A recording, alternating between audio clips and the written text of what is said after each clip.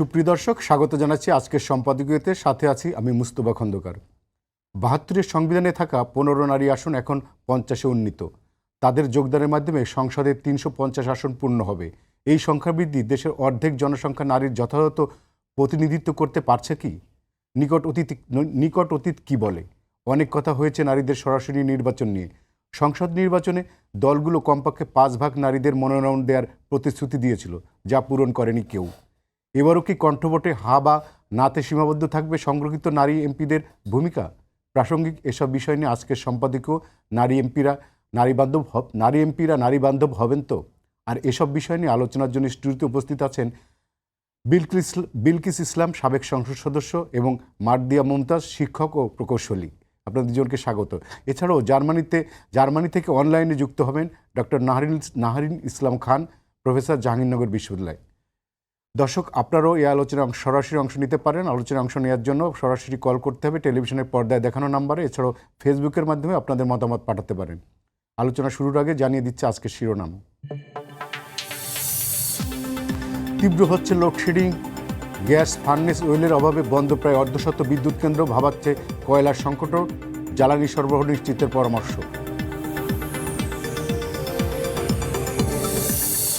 পাচারের অর্থ ফেরাতে বিভিন্ন দেশের সম্পদ পুনরুদ্ধার কোম্পানি নিয়োগ। সংসদে অর্থমন্ত্রী আসন্ন বাজেট ব্যাংক ঋণ কমানোর ঘোষণা।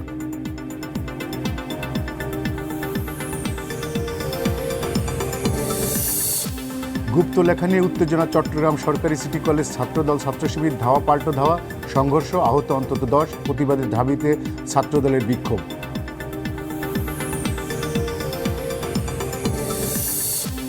সাবেক প্রসিকিউটর সাইমুন রেজার বিরুদ্ধে মিলেছে ঘুষ চাওয়ার প্রমাণ। লেনদেন হয়েছিল কিনা খতিয়ে দেখছে ফ্যাক্ট ফাইন্ডিং কমিটি।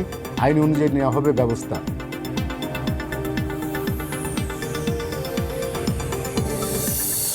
এবং এসএসসি সমমান পরীক্ষার শুরু, প্রশ্ন সহজ হয়, শিক্ষার্থীদের স্বস্তি। কাউকে না জানিয়ে কেন্দ্র পরিদর্শনে শিক্ষামন্ত্রী বললেন কারিকুলামে আসছে পরিবর্তন।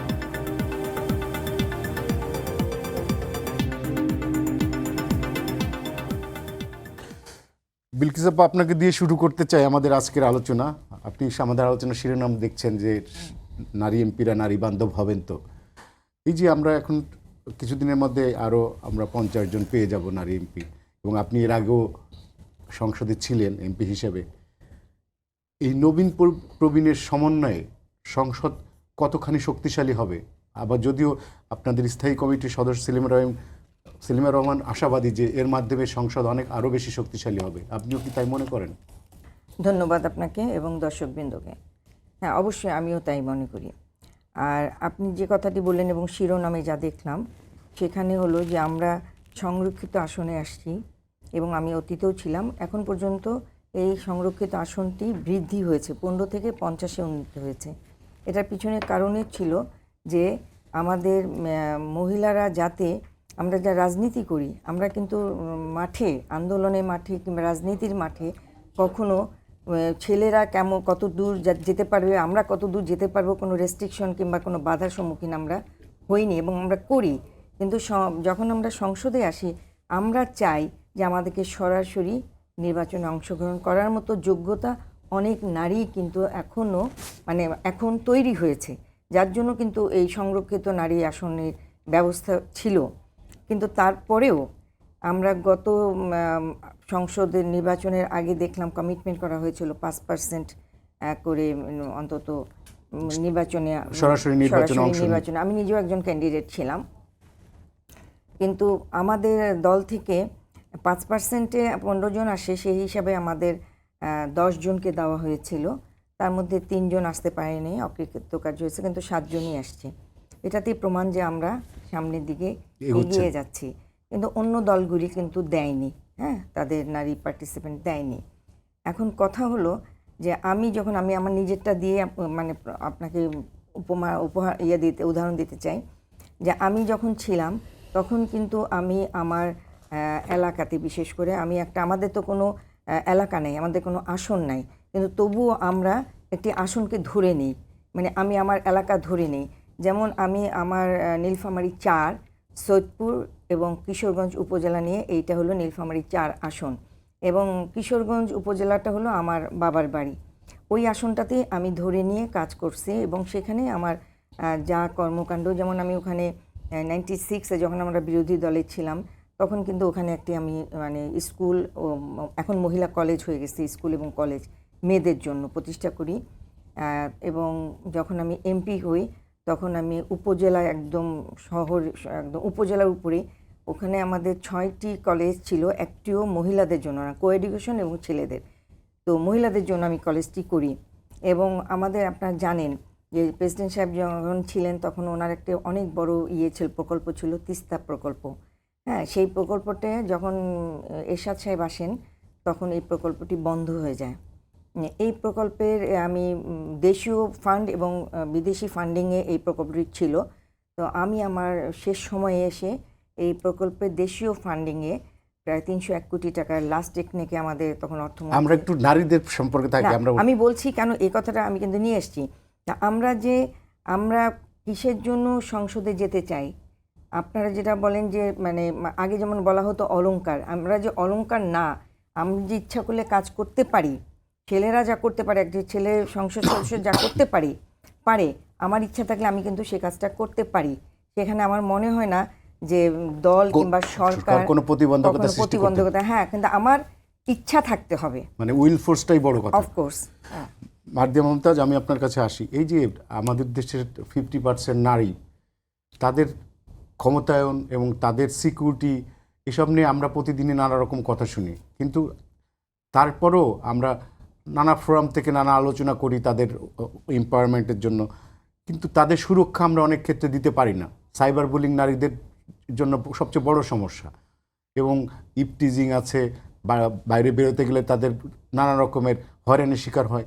এই বিষয়গুলো আপনি সংসদে কীভাবে এই কথা বলবেন তাদের পক্ষে, আপনার কি? এবং অনেক ক্ষেত্রেও আসে যে রাজনৈতিক দলগুলোর বিভিন্ন ধরনের বাহিনীর কথা শোনা যায়, জামাত ইসলামের বট বাহিনীর কথাও শোনা যায় যে তারা বিভিন্ন ধরনের স্ল্যাট শেমিং করে, বডি শেমিং করে। এগুলোর বিষয়ে আপনার বক্তব্য কী? জি, আপনাকে ধন্যবাদ এবং যারা শুনছেন আসসালামু আলাইকুম। এখানে একটা বিষয় আমি বলবো যে এখানে অপরাধটাকে বড় করে না দেখে এটাকে রাজনৈতিক দোষারোপের একটা মাধ্যম হিসেবে ব্যবহার করার কারণে আমরা এটা সমাধানের দিকে যেতে পারি নাই, একটা কনসেনসাসে আসা সম্ভব হয় নাই। আপনি যদি আজকে দেখেন, গতকাল আমার ব্যাপারে জামাতে ইসলামের প্রেস ব্রিফিংয়ের পরে, যেখানে আমার নাম ঘোষণার পরে, এবং মজার ব্যাপার হচ্ছে দেখেন বাকিদেরকে নিয়ে হয় নাই, আমাকে নিয়ে কথা হয়েছে, কারণ আমার পাবলিক অ্যাপিয়ারেন্স আছে। এবং দেখবেন এই খারাপ মানুষগুলো তাদেরকেই টার্গেট করে যাদেরকে তাদের কাছে সাকসেসফুল মনে হয়, তাই তো? তাহলে আমি এখন কোন বট বাহিনীকে দোষ দিব? এবং এটা তো নতুন কিছু না। আরেকটা জিনিস আছে যে ধরেন যে একটা কথা, আপনার কোনো একটা কথার সাথে পাল্টা যুক্তি দিয়ে যদি কেউ কথা বলে সেটাকে তো আপনি, কিন্তু যদি আপনাকে শরীর নিয়ে আপনার বিভিন্ন ধরনের অঙ্গভঙ্গি নিয়ে, জি, এটা তো কোনো সুস্থ মানুষের আচরণ না। আপনি দেখবেন যে সেই 24 থেকে ডাকসু নির্বাচনের সময় থেকে শুরু করে শিবিরের প্যানেলে দাঁড়ানোর কারণে ফাতেমা তাসনিম জুমার নামে যা হয়েছে, এরপরে শিবিরের প্যানেলের একজনের একটু প্রশংসা করার কারণে ঢাকা বিশ্ববিদ্যালয়ের এক ম্যাডামের নামে অসংখ্য ভিডিও বের হয়েছে। তাহলে এখানে আমরা যখন একটা দলকে সাসপেক্ট করি বা একটা দলকে বলি যে তারা হচ্ছে এটা চালাচ্ছে, তখন আসলে আমি দোষটাকে দেখতে পাচ্ছি না। আজকেও দেখবেন আমার নামে এমন কিছু ছবি ছাড়া হয়েছে, এআই দিয়ে তৈরি করা, বোঝাই যাচ্ছে ওপর নিচে জিন্স পরে ওপরে কেউ স্কার্ফ পরে না, তাই না? এবং তাকানো যাচ্ছে না, এরকম কিছু ছবি। তো আমি এগুলো জোগাড় করে রেখেছি, যদি কখনো সময় সুযোগ হয় এগুলো হয়তো একটা সাইবার ক্রাইমের জায়গাটাতে যাব। কিন্তু মূল কথাটা হচ্ছে যে এখানে আমাদেরকে অপরাধটাকে বুঝতে হবে। আমাদের যে ডিজিটাল লিটারেসি সেটা 0, এবং এমন কিছু মানুষের হাতে এখন এই ডিভাইসগুলো চলে গেছে যারা মেয়েদেরকে অপছন্দ করছে, মেয়েদের এই পলিটিক্যাল কিংবা তাদের এই যে কথা বলার যে এজেন্সি সেটাকে অস্বীকার করছে। এখন তাকে যেভাবে ব্যাশিং করা যায়, একই প্রোফাইলে আপনি গিয়ে দেখবেন একদিন জাইমা রহমানকে গালিগালাজ করা, তার 2 দিন পরে আমাকে নিয়ে গালিগালাজ করা, 2 দিন পরে আপাকে নিয়ে গালিগালাজ করা। তাহলে আমরা যদি সমস্যাটাকে আইডেন্টিফাই করতে না পারি বা সমস্যাটাকে আঙুল দিয়ে দেখাতে না পারি আর বলি যে এটা হচ্ছে জামাতের বট বাহিনী, তাহলে উল্টো কাজটা কারা করছে? এজন্যই আমি সজ্ঞানে বলছি যে এটাকে আমি কখনোই অমুক দলের বট বাহিনী এটা বলবো না, আমি বলবো এটা অন্যায়। এবং এটা করে যারা মজা পায় তার একটা নির্দিষ্ট ক্লাসের লোক, আমি তাদের ক্লাসটা বলতে চাই না। আমাদেরকে আগে সেই জায়গাটাতে যেতে হবে এই কনসেনসাসে আসার পরে আমরা তাদের ব্যাপারে কী ব্যবস্থা নিব সেটার ব্যাপারে কথা বলবো। আরেকটা কথা আমি আপনাকে বলি যে এ পর্যন্ত আমি অসংখ্য বিএনপির কিংবা ছাত্রদলের পোস্টেড নেতাকর্মীকে আমার নামে কথা বলতে শুনেছি। আপনি দেখেছেন মানসুরা হোসেন মানসুরা আলম গতকাল যখন নামটা প্রকাশিত হলো, তারপরে তারই একজন সমর্থক হঠাৎ করে জুমাকে টার্গেট করে কেন জানি কতগুলো এবং অশ্লীল গালিগালাজ, হ্যাঁ। তো তাহলে এবং তিনি একজন পোস্টেড নেত্রী। তাহলে এই জায়গাগুলোকে আমরা যখন দেখতে পাই না, তখন আমরা কিন্তু আসলে প্রচ্ছন্নভাবে আমরা বলছি যে আমার দলের হলে ওকে, ওই দলের হলে ওকে নাই। অথচ আমির জামাতের পেজ থেকে এক্স্যাক্টলি আমার জামাতের পেজ থেকে 2025-এর সেপ্টেম্বর মাস থেকে এটা কিছুদিন পরপরই পোস্ট করা হয়েছে, আপনারা যে কেউ দেখতে পারেন, যে অবশ্যই আমাদের কোনো নেতাকর্মী এ ধরনের কাজে সংযুক্ত থাকলে তার বিরুদ্ধে ব্যবস্থা নেওয়া হবে। এবং আমরা এখন এটাকে ডিসকারেজ করছি যে কেউ যে কোনো ব্যাপারে দেখেন মানুষের স্লিপ অফ টাং হতে পারে, সেটা একটা কথা, কিন্তু সেটা হলেও আমরা সেটার ব্যাপারে দেখছি যে ব্যবস্থা নেওয়া হচ্ছে, তাকে সাবধান করা হচ্ছে বা সতর্ক করা হচ্ছে। কিন্তু এই বিষয়টাকে আমরা অপরাধটাকে আইডেন্টিফাই করে এটার ব্যাপারে সর্বদলীয় একটা কনসেনসাস দরকার। ধন্যবাদ। আমি একটু নাহরিন ইসলাম খানের কাছে যাইতে চাই। নাহরিন ইসলাম খান, আপনি কি আমাকে শুনতে পাচ্ছেন? শুনতে পাচ্ছি। আপনি জানেন যে সংসদে 50 জন নারী আসন খুব শিগগিরই বসবে এবং একসময় নারীদেরকে বলা হতো 30 সেট অলংকার। শফিক রহমান তার পত্রিকা একসময় লিখছিল। আমরা কি সেই অলংকার থেকে সামনে এগোতে পারছি? আপনার কি মনে হয় যে নারীর ক্ষমতায়ন কি বাড়বে এতে? ধন্যবাদ। আসলে এই যে 30 সেট অলংকার, হ্যাঁ, এই কথাগুলো যখন বলা হয়েছে, যারা আজকে সেই পজিশনটিতে যাচ্ছেন তারা অনেকেই টেলিভিশনে সেটার বিরোধিতা করেছেন। তারা অনেক কিছু বলেছেন যে তারা কোনো প্রতীক হতে চান না, ট্রফি হতে চান না। বা এনসিপির একজনকে দেখবেন, একটি ভিডিও এখন খুব ভাইরাল, তিনি বলছিলেন যে তিনি এই ধরনের কোনো জায়গাতে যাবেন না, তারপরে তারা যান এগুলোতে। কিন্তু আপনি যদি আমার কোনো বক্তব্য একদম প্রথম থেকে শেষ পর্যন্ত দেখেন, যত টকশো আমি করেছি, আমি কিন্তু সবসময় এই মুহূর্ত পর্যন্ত এবং আরো কয়েকটি টার্ম পর্যন্ত এই সংরক্ষিত নারী আসনের পক্ষে কথা বলেছি। কারণ আমি মনে করি যে বাংলাদেশ যখন এখন পর্যন্ত জেন্ডার ইকুয়ালিটিতে মানে ইকুইটিতেই যেতে পারে নাই, সেখানে ইকুয়ালিটি প্রশ্ন আসে না। সো ইকুইটিতে যাওয়ার জন্য সংরক্ষিত নারী আসন আমাদের আসলে প্রয়োজন, সেটা আমি মনে করি। এবং ধরেন আমাকে অনেক প্রশ্ন করা হয়েছিল, আজকে একটা সুযোগ পেয়েছি তাই বলতে চাই যে একজন নেত্রী যিনি নাকি সংসদে যাচ্ছেন, তিনি আমাকে লাইভে প্রশ্ন করেছেন যে আপা মনে হয় সংসদে যাচ্ছেন। আসলে আমরা নারীরা বা আমরা যারাই কোনো বয়ান তৈরি করি, আমরা যারা কথা বলি টকশোতে, আমরা ধরেই নেই যে ক্ষমতায় যাওয়াটা, এমপি হওয়াটা, ভিসি হওয়াটা এগুলো আমাদের টার্গেট। আমি আসলে আজকে বলতেই চাই যে এটি আমার টার্গেট না, এবং আমি আসলে এগুলোর জন্য কখনো কোনো কিছু করি নাই। তো সেই জায়গা থেকে আমার মনে হয় যে আমার কথাগুলা বলা আজকে আরেকটু দৃঢ় হবে। মার্দি আপার কথার সাথে আমি আসলে একদমই একমত যে আপা খুব সুন্দর করে বললেন যে এই যে বুলিং গুলোকে রাজনৈতিকীকরণ করা হয়, এটা করে মেইন অপরাধকে ঢাকা ফেলা হয়। আপাকে একটি প্রশ্ন আমি সরাসরি করতে চাই। আপা সংসদে যাচ্ছেন, আমি বিশ্বাস করতে চাই আপা সবচেয়ে নারী বান্ধব এমপি হবেন আমাদের। কিন্তু দুঃখটা লাগে কখন জানেন, যখন আপা বলছেন, কয়েকজনের নাম বললেন, জুমার কথা বললেন, মানসুরার কথা বললেন, ছাত্র দলের ছেলেদের কথা বললেন, কিন্তু আপা একটি কথা বললেন না। কিছুক্ষণ আগে আমি আপার ফেসবুকে কিছু পোস্টস দেখার চেষ্টা করলাম, দেখলাম যে উনাদের আমির বা উনারা একজনকে যখন কয়েকদিন আগে ধরা হলো, তার নাম মনে হয় বিবি সাউদা ওর সামথিং, ওই মহিলার মানে কটূক্তির কারণে যখন তাকে ধরা হলো, আপারা তখন ধরার সময় দুঃখ প্রকাশ করেন। যখন তাকে ছাড়া হয় তখন আলহামদুলিল্লাহ বলেন। জামাতের আমির সংসদে তাকে নিয়ে কথা বলেন। তার মানে জামাতে ইসলাম কিন্তু পরোক্ষভাবে স্বীকার করে নিলেন যে যে নারীটি, উনি কিন্তু একটি বদ বাহিনীর মতো কাজ করেন, জঘন্য ভাষায় সবাইকে নিয়ে লেখেন। শামা উবায়দ আপাকে নিয়ে লিখেছে, আমাকে নিয়েও লিখেছে, মার্দি আপাকে নিয়ে লেখে নাই, আপার ভাগ্যটা ভালো, এজন্যই হয়তো আপারা প্রতিবাদটি করে না। কিন্তু দলীয়গতভাবে জামাতে ইসলামী কিন্তু প্রমাণ করে দিয়েছেন যে এই মেয়েটি তাদের। আমি আপাকে একটি কথা বিনীতভাবে বলতে চাই, আপা যখন সংসদে যাবেন নিশ্চয়ই তার আমিরকে প্রশ্ন করবেন যে তার দলীয় অবস্থানটা কি, এই মেয়ের ব্যাপারে তার দল কি সিদ্ধান্ত নিয়েছে।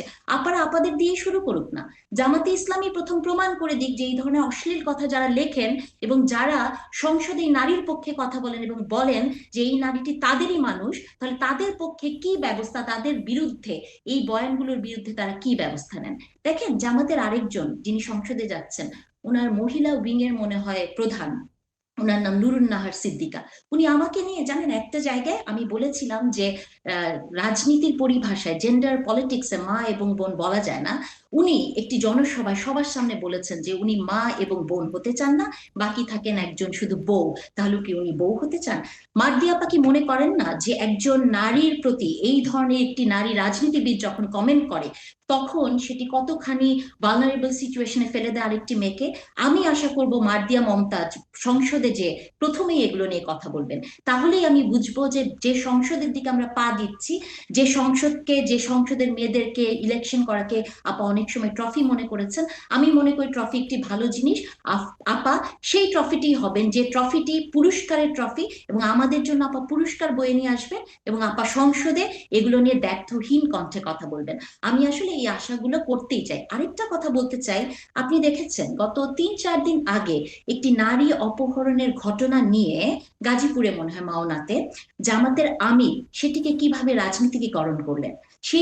সেই মেয়েটি যে মেয়েটি কোর্টে বিয়ে করেছে, তাহলে আমি ধরেই নিব সে প্রাপ্তবয়স্ক, সেই মেয়েটিকে অপহরণের একটি মামলা করার মতো ঘটনা তৈরি করে জামাতের আমির যেসব আবেগপ্রবণ শব্দ বলেছেন, যেমন তিনি বলেছেন যে অবুঝ মেয়ে, তিনি বলেছেন যে নিরীহ মেয়ে। তো যেসব অবুঝ নিরীহ মেয়েদের ওনারা বাল্য বিবাহ দিতে চান তাদের পক্ষে কথা বলেন। সেই সব একটি ঘটনা, যে ঘটনাটি একটি পারিবারিক ঘটনা, সেটাকে মেনশন করে জামাতের আমির বললেন যে এই সরকার তার নৈতিক অধিকার হারিয়েছে পদে থাকার জন্য। যা আমি মার্দি আপার কাছে বলতে চাই, উনি কি উনার দলের প্রধানকে এই প্রশ্নটি করতে পারবেন যে এই ধরনের একটি অসত্য কথা একটি নারী ইস্যুকে সামনে এনে উনি যখন এই কথাটিকে একটি রাজনীতিকীকরণ করে সরকারকে ব্যর্থ প্রমাণ করার চেষ্টা করলেন এবং অনেক দুঃখের কথা বললেন, সেটি নিয়ে নিশ্চয়ই আমার আপা সংসদে কথা বলবেন। আমি আশা করব মার্দিয়া মমতাজ আপাদের মতো মেয়েরা যারা সংসদে যাবেন তারা অবশ্যই প্রতিটি ক্ষেত্রে দল মত নির্বিশেষে, উনার কথা আমি উনাকেই ফিরিয়ে দিচ্ছি, যে আপা অবশ্যই এই কাজগুলো করবেন। নারীর প্রতি সহিংসতা, সাইবার বুলিংকে রাজনীতিকীকরণ না করে উনি প্রত্যেকটি সাইবার বুলিং, প্রত্যেকটি সহিংসতা নারীর বিরুদ্ধে, তার বিরুদ্ধে কথা বলবে, যদিও সেটি তার দলের বিরুদ্ধে যায়। ধন্যবাদ। ধন্যবাদ। আমি বিলকিস ইসলাম আপনার কাছে আবার আসি। সেটা হচ্ছে এই যে নারীর যে নির্বাচন হচ্ছে সংরক্ষিত আসনে, এই বিষয়টা নিয়ে আপনার বিভিন্ন রকমের বক্তব্য আসছে বিভিন্ন সময়। গবেষক মহিউদ্দিন আহমেদ, আপনি নিশ্চয়ই জানেন না, তিনি বলছেন যে প্রক্রিয়ায় এই নির্বাচন হচ্ছে, যে প্রক্রিয়া, সেটা আসলে প্রকৃত নারীর ক্ষমতায়ন নিশ্চিত করছে না, করবেও না। আপনি কিও তাই মনে করেন? আমি নাহিরিনের কথার সঙ্গে বলতে চাই, ও যেমন বলল যে আমি সংরক্ষিত মহিলা যে আসন আমরা সংসদ সদস্য তাদের পক্ষে, কেন পক্ষে সে কিন্তু তার যুক্তিতে দেখিয়েছে। কারণ এখনও আমরা কিন্তু ঠিক সমান সমান হয়ে যেতে পারিনি, অনেক বাধা আছে, অনেক নিশ্চয়ই অনেক রিজন আছে। যেটা বললেন আপনি ইভটিজিং এর আগে বললেন, আপনি একটি কথা শুনেন, নাহরিন তো অনেক কথাই বলল, একটি কথা হয়তো ভুলে গেছে। একজন সংসদ সদস্য কুষ্টিয়ার আমির হামজা যে কথাগুলি বলেছে সাংসদদের নিয়ে, এর পরে আর আপনি কি বলবেন? একজন সংসদ সদস্য জামাতে যারা পর্দার ভিতরে নারীদেরকে রাখে, আমরা পর্দা বলতে সকল কিছুর ভিতরেই পর্দা আছে, শুধুমাত্র বোরকা কিংবা নাক ঢাকা চোখ ঢাকা কি তো পর্দা বলে না? পর্দার ভিতরে থেকে যদি আমি অশ্লীল ভাষা বলি কিংবা অশ্লীল কাজ করি, সেটা তো পর্দা বলে না, তাই না?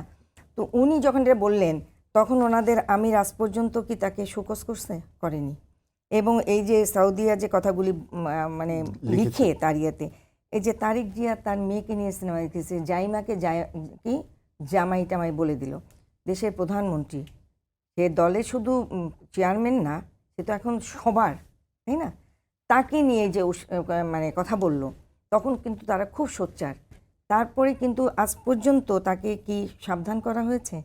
তার আইডি আমরাই শুধু দেখি, নাহরিনরাই দেখে, তারাও তো দেখে তার আইডিতে কী কী ধরনের কথাবার্তা আসে।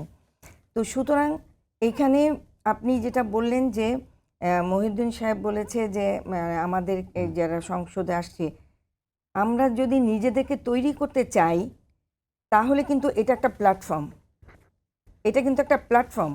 আমরা এই সংসদে এসে যখন আমরা নারীদের পক্ষে কথা বলবো কিংবা দেশের উন্নয়নের পক্ষে মার্জিয়া একজন প্রকৌশলী, নাহরিন একজন বিশ্ববিদ্যালয়ের প্রফেসর, তার জ্ঞানটাও তো আমরা সংসদে এটার প্রতিফলন আসবে। শুধু কি একজন পুরুষ সংসদের প্রতিফলনই আসবে? তো এরাও তো অবদান রাখবে। সেটা যেমন বিভিন্নভাবে তার অঙ্গনে সে রাখছে, কিন্তু সংসদও তো একটা প্ল্যাটফর্ম। সেখানে যখন আমরা প্রতিবাদ করব কিংবা আমরা আমাদের ভিউটাকে দিব, সেটাকে যখন আমরা মাঠে এসে ইমপ্লিমেন্ট করব, তো এটার জন্য কি আমাদেরকে এই যে এখন যেটা আমরা, এবং সত্যি কথা বলতে আমাদের যে 10 জনকে দিল, এটা তো নিশ্চয়ই আরও 20 বছর আগে এই সাহসটা বিএনপি কিংবা অন্য দল করেনি, তাই না?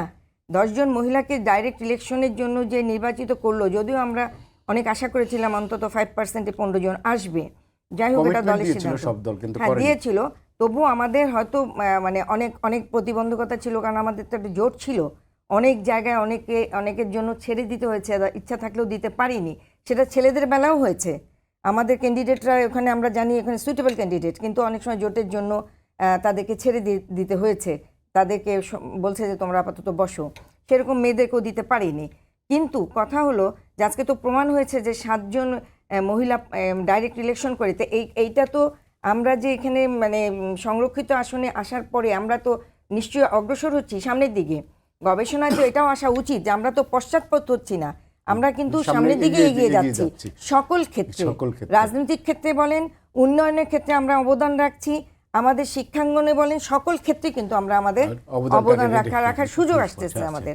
মার্জিয়া মুমতাজ, এইটা হচ্ছে যে আপনারা তো আপনাদের 11 দলীয় জোট যে নারী নির্বাচিত করলো সংরক্ষিত আসনে, এটার প্রক্রিয়াটা কি ছিল? এবং আপনিও সেই জায়গায় নির্বাচিত হয়েছেন একজন, আপনি কিন্তু এটাকে একটা ট্রফির সাথে তুলনা করেছিলেন, আপনি নিজেই এখন ট্রফির আবির্ভূত হলেন, মানে বিষয়টা কি, মানে কেন আপনি এটার বিরোধিতা করে আবার এখানে আসলেন?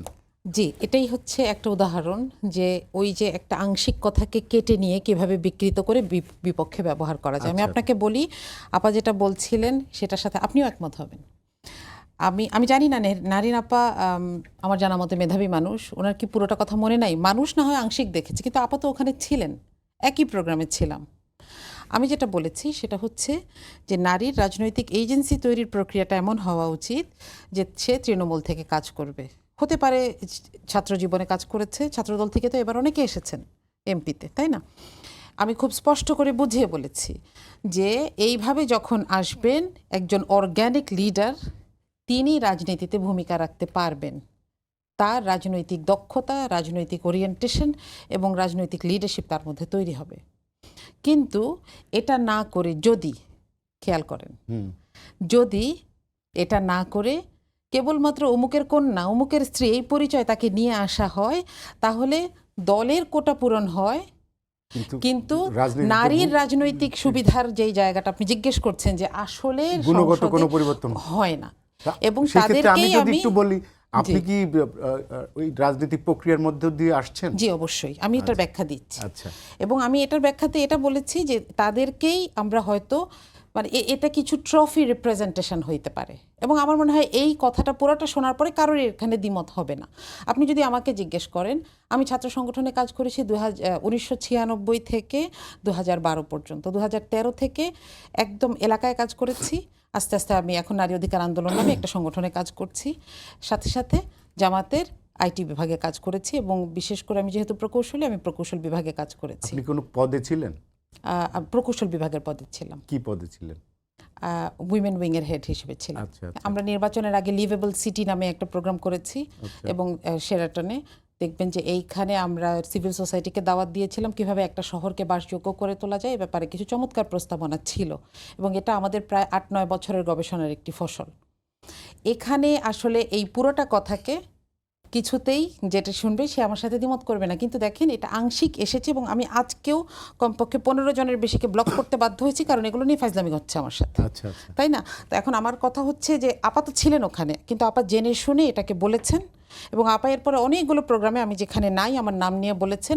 আমি এই ব্যাপারটাকে একটু আমি একটু অবজেকশন দিতে চাই, আমি ব্যক্তিগত জায়গা থেকে। আমি আরেকটু কথা বলবো এখানে।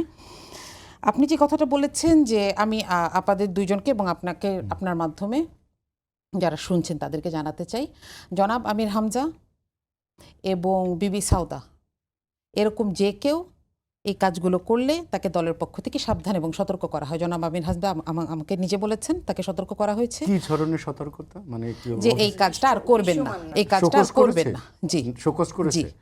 এবং তাকে বলা হয়েছে যে আপনি এই ধরনের কথা আর বলবেন না। এখন যদিও এ ব্যাপারে আমার আপত্তি আছে যে উনি কিন্তু নারীদেরকে নিয়ে কমেন্টটা করেন নাই। ওনার কমেন্টটা ছিল না, ওনার যে কিছু কমেন্ট আমি বিবি সাউদার দেখছি, এগুলো পড়া যায় না। আমি জি, সরি টু জি, সে, পড়া যায় না, জি। অনেক জঘন্য। এখন এখানে জামাতের আমির এখানে কোন জায়গাটাতে দ্বিমত করেছেন? দ্বিমতটা হচ্ছে একটা কাজ নিন্দনীয়, কিন্তু সেটা অ্যারেস্ট করার মতন অপরাধ কিনা সেটা কিন্তু আমাদেরকে প্রশ্ন করতেই হবে। এটা এখন যেই হোক, আপনি দেখেন এই 2 মাসে প্রতি 4 দিনে একজন ফেসবুক পোস্টের কারণে কিংবা কোনো প্রোগ্রামে বক্তব্যের কারণে অ্যারেস্ট হয়েছেন। আমরা ওই জায়গাটাতে আমরা কি সেই কুখ্যাত জননিরাপত্তা আইনের দিকে চলে যাচ্ছি? আমাদের কনসার্নটা সেখানে, কিন্তু আমরা এখানে এটা নিয়ে সাফাই গাইছি না, এটা নিয়ে সতর্ক করা হয়েছে। এবং ভবিষ্যতেও যদি কেউ এটা করেন, এবং আমার মনে হয় এভাবে সতর্ক হয়ে গেছেন অনেকেই, ভবিষ্যতেও যদি এটা করেন তাকে আরও কঠিন ব্যবস্থা নেওয়া হবে, যেটা দৃশ্যমান হবে। কিন্তু এখানে কিছুতেই মনে করার দরকার নাই যে তাদেরকে ছেড়ে দেওয়া হচ্ছে কিংবা দল তাদেরকে অ্যাপয়েন্টমেন্ট করেছে। কিন্তু তার বিপরীতে এরকম অন্য কোনো উদাহরণ যদি আপনি আমাকে দেখাতে পারেন, তাহলে আমি বিশ্বাস করব যে হ্যাঁ, তাহলে আমরা অপরাধ কোনটা সেটা দেখতে পাচ্ছি। এবং আমি আবার বলছি, একটা কাজ নিন্দনীয় আর সেটা সরকারি বাহিনী তুলে নিয়ে যাওয়ার মতন অপরাধ, এই দুইটার মধ্যে পার্থক্য আছে, এটা আমাদেরকে বুঝতে হবে। আইনের শাসন এটাকে বলে না। এটাতে আমরা বাক স্বাধীনতার যে লিমিটেশন হয়ে যাচ্ছে সেই জায়গায় চলে যাচ্ছে, আমরা ওই জায়গায় গিয়ে এটাকে প্রতিবাদ করতে পারি।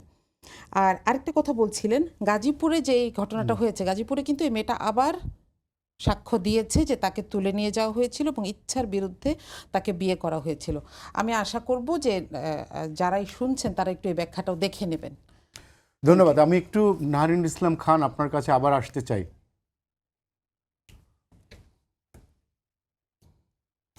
তাহলে আমি মমতাজ আপা, বিলকিস আপা আপনার কাছে যাই। সেটা হচ্ছে যে এই যে জামাত অনেক সময় এই যে সংবিধান সংস্কারের বিষয়ে বেশি করছে,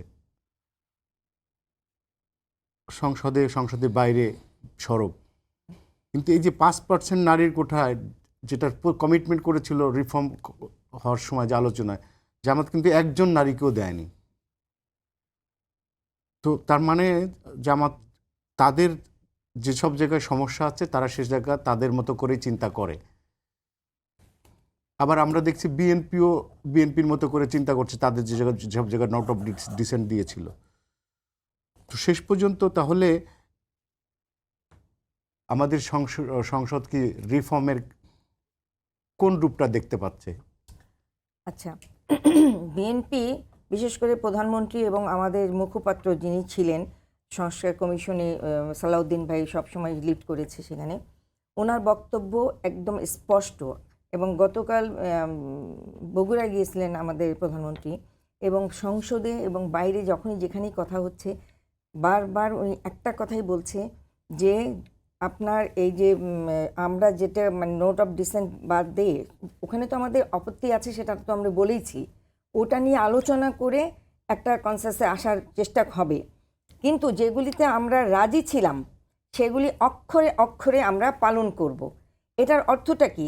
তারপরে তো এটা নিয়ে আপনার মানে এই যে মানে কি বলে, ঘোলা পানিতে মাছ শিকার করা, এসব করার তো কোনো অর্থ না। রাস্তায় আন্দোলন ডাকা, আন্দোলন মানুষ তখনই নামে যখন দেখে যে সেখানে তার মৌলিক চাহিদার প্রতিফলন হচ্ছে।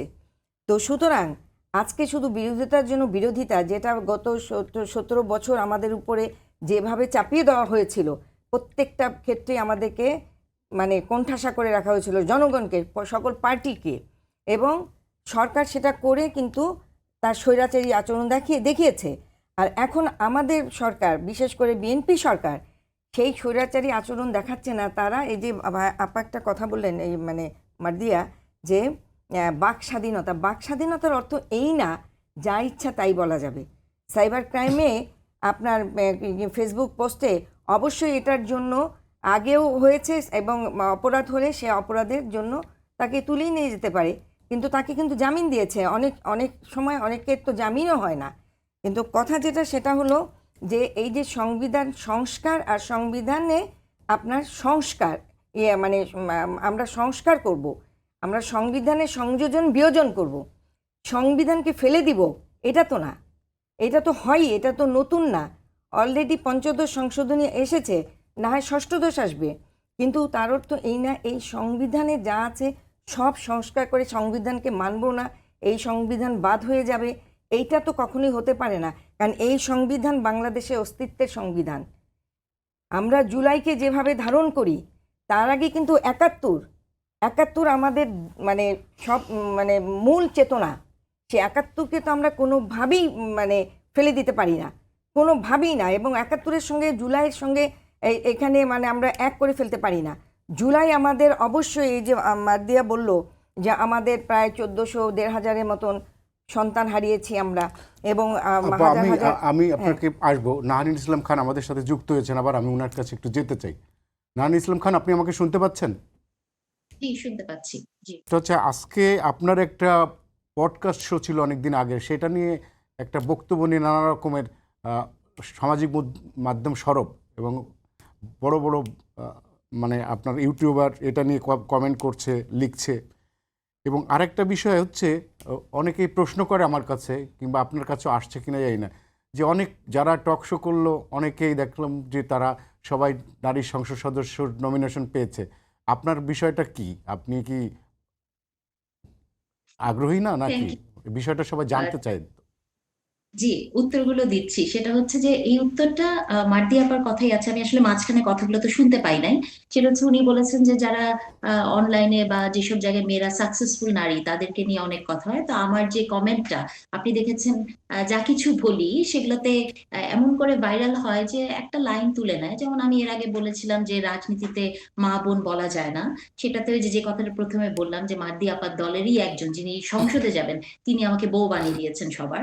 তো এই ধরনের কমেন্ট গুলো তো করে। আজকে যেটা নিয়ে ভাইরাল হয়েছে সেটা হচ্ছে যে আমি খুব রেটরিক করে বলেছিলাম যে দেখেন, মোরগ পোলাও একটা বিষয়টা এরকম যে যখন মুরগি দিয়ে বানানো হয়, কিন্তু যখন সেটা জেন্ডার সেন্সিটিভিটির দিকে যায় তখন এটাকে মোরগ পোলাও বলে এটা স্টেটাসটা হাই হয়। আপনি যদি পুরো পডকাস্টটা দেখেন, আমি মনে করি যে ওয়ান অফ দি মানে ইনফরমেটিভ একটা পডকাস্ট এটা। তো জেন্ডার স্টাডিজ নিয়ে সমস্যাগুলো হয়েছে কি বাংলাদেশে, আহ আমাদের যারা নারী নেত্রীরাও আছেন বা যারা সংসদে যাবেন তাদের মধ্যে অনেককে আমি দেখি যে একটা টক শো করে যাওয়ার পরে আমাদের নাম দিয়ে মেয়েদের ছবি দিয়ে তারা কি ধরনের ক্রিটিসাইজ করে। অ্যাকচুয়ালি সমস্যাটার মানে গভীরতা আসলে অনেক প্রথিত।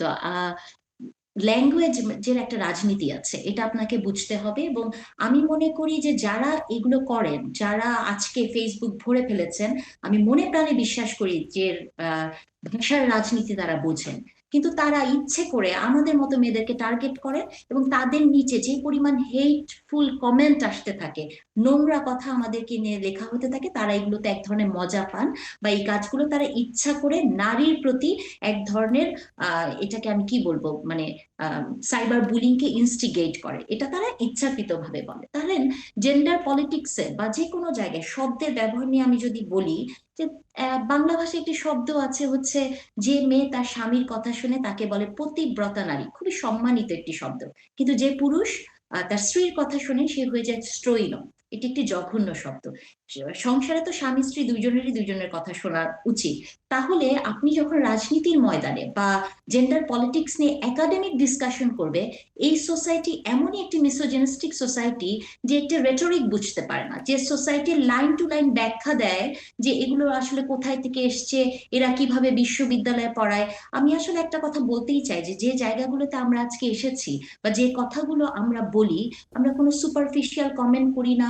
বা হয়তো আপনি যদি আমার প্রত্যেকটা বক্তব্য দেখেন, কোনোটাতেই দেখবেন না যে যেটা আমি বলেছি পরবর্তীতে সেটা আমি করি নাই। আমি মনে করি যে এই ধরনের বয়ানগুলো যারা করেন তারা আসলে আমাদেরকে থামিয়ে দিতে চান। এবং রাজনীতিতে নারীর প্রতি শব্দের ব্যবহার যে কতটা সহনশীল হতে পারে বা হওয়া প্রয়োজন, এই বক্তব্যটা আমরা বয়ান রাখবো। আপা একটি কথা বলছিলেন আমির হামজার কথা, যে আমি ভুলে গিয়েছি। আসলে নাহারিন ভুলি না, ইসলাম এটা খান, আপনি একটু যদি কনক্লুশনে আসতেন আমাদের সুবিধা হতো, একটু সংক্ষেপে, কারণ আমাদের প্রায় যে বলেন। আমির হামজা যে আমি আসলে এইটাও দেখতে চাই যে আমাদের এমপিরা যে কি করেন। আর আপনি যে প্রশ্নটি আমাকে করলেন যে আমি কেন সংসদে যাচ্ছি না, আমি আগ্রহী না কিনা, আসলে আমি সেই নারী যে নারী প্রথম থেকে যেটি বলেছে শেষ পর্যন্ত সেই জায়গাটাতেই থাকতে চায়।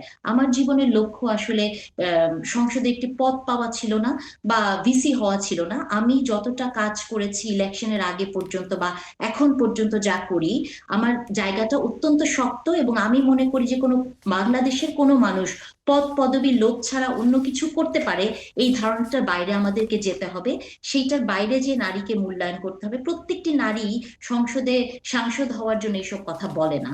আর যদি কোনোদিন আমি মনে করি যে কোনো একটি পদ আমার সাথে যায়, আমার ব্যক্তিগত জীবনের সাথে যায়, আমার আইডিওলজির সাথে যায়, তাহলে অবশ্যই আমি সেই পদে যাব। তো সেই কথাটাই আসলে ক্লিয়ারলি বলি যে আমি আসলে সংসদে যেতে চাইনি, আমি কোনো ফর্ম তুলিনি বা কোনো জায়গায় ভিসি হওয়ার জন্য কোনো কিছু জমা দেইনি। আমি যেটা করি আমার নিজের ভালো লাগা থেকে এবং আমার বিশ্বাসের থেকে করি। এবং ধন্যবাদ সেখানে আপনাকে। আরেকটি, আপনাকে জি ধন্যবাদ। ধন্যবাদ। ধন্যবাদ। আমাদের হাতে 1 মিনিট টাইম আছে, আপনি যদি 30 সেকেন্ডে কিছু বলেন। জি, এখানে আসলে একটা ব্যাপার হচ্ছে, প্রথম বিএনপিকে অবিশ্বাস করার আসলে কোনো কারণ ছিল না। গণপরিষদের সদস্য হিসেবে যে শপথটা হওয়ার কথা ছিল সেটা কিন্তু জুলাই সনদের আন্ডারেই ছিল, এবং সেটা না হওয়ার কারণেই অবিশ্বাসটা তৈরি হয়েছে। এবং সেটার কারণে দেখেন এখন পর্যন্ত 150-এ যেই ধারাগুলো আছে, আরও কিছু বিভাগ আছে যেগুলোকে পরিবর্তন করা যাচ্ছে না, এই জায়গাগুলো কিন্তু এখনও অপরিবর্তনীয় আছে। আমাদের সংবিধানে এখনও স্বাধীনতার ঘোষক হচ্ছেন শেখ মুজিবুর রহমান, এবং 350 জন যদি ভোটও দেয় তাহলে এটা বদলাবে না। এই অপরিবর্তনীয় জায়গাগুলোকে সংস্কার, যেটা বিএনপির প্রথম দফায় ছিল 31 দফার, সেটা করার জন্য গণপরিষদের সদস্য হিসেবে শপথ নেওয়া জরুরি ধন্যবাদ। ছিল, তাই না? আপনি যদি 30 সেকেন্ডে কিছু বলেন।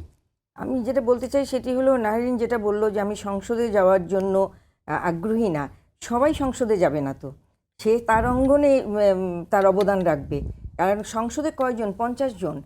ভবিষ্যতে হয়তো আমরা ডাইরেক্ট ইলেকশন করে না হয় 150ই আসবো, কিন্তু সবার কাছ তো সংসদে যাওয়া না। যে যে অঙ্গনেই আছি সেখান থেকে যেন আমরা অবদান রাখতে পারি, এটাই আমার মনে হয় নারীদের প্রতি আমার বক্তব্য। তার আর- মানে আপনি আপনার কথাটা আমি বুঝতে পারছি। নারী ইসলাম খান তো চলে গেছে না? নারী ইসলাম খান, 1 মিনিট আপনি যদি কিছু বলেন। ও সেটাই বলতে চাই, আপার কথার সাথে সেটাই বলতে চাই যে আমরা যারা কথা বলি সবাই তো আমাদেরকে ওই ফ্রেমিং এর মধ্যে ফেলে দেয় যে আমরা কোনো পদ পদবি পাওয়ার জন্য করছি। তো সেই জায়গা থেকে আমি আমার অবস্থানটা ক্লিয়ার করলাম। আর আমি মনে করি যে যখন বিএনপি নিয়ে কথা হয়, সংবিধান নিয়ে কথা হয়, বিএনপির বিশ্বাসঘাতকতা নিয়ে কথা হয়, আমি এই কথাটুকু বলতে চাই যে 2 মাসের সরকারকে এখন পর্যন্ত বিচারের কাঠগড়ায় যারা দাঁড় করাতে চায় তাদের আসলে অন্য উদ্দেশ্য আছে। হ্যাঁ, এই 2 মাসের একটি সরকার অনেক চেষ্টা করছে এবং সেই চেষ্টাতে আপনার আমার সবাইকে সহমর্মী হতে হবে, সেটাকে দেখতে হবে। এবং আমি এটার সাথে সাথে বলতে চাই আজকের বিষয় যেহেতু নারী বান্ধব কি হবে কিনা এই সংসদ এবং নারী সাংসদরা, সেখান থেকে বলতে চাই আমি বিশ্বাস করি বিএনপির হাত দিয়ে বাংলাদেশের সবচেয়ে নারী বান্ধব সরকার হবে, যে সরকারটি সব সময় নারীর ক্ষমতায়নের কথা বলে আসছে। ধন্যবাদ। সেই আশ্বাস দিতে চাই, সেই বিশ্বাস। ধন্যবাদ। দর্শক, এই ছিল আজকের সম্পাদকীয়তে। আগামীকাল আবার দেখা হবে একই সময়। শুভরাত্রি।